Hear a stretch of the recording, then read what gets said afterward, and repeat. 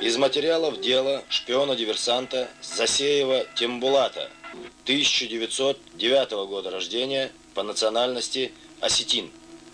Удостоверение «Аусвайс» выдано военным командованием германской армии 12 августа 1942 года. Тембулат Засеев назначен германским командованием организатором восстания против советской власти на Кавказе. Все борцы за свободу призываются к оказанию ему в этой борьбе всяческого содействия и помощи, а также к беспрекословному повиновению всем его приказаниям и распоряжениям. Все, проявившие враждебность по отношению к Засееву, будут признаны врагами германской армии. Подпись: начальник военного управления. Вот так.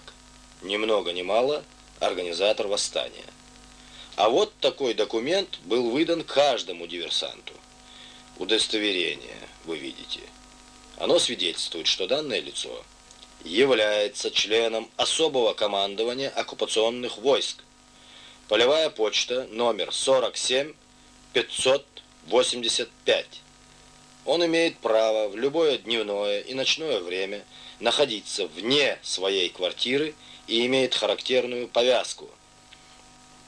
Всем военным, полицейским и гражданским учреждениям просьба оказывать ему необходимую помощь и защиту.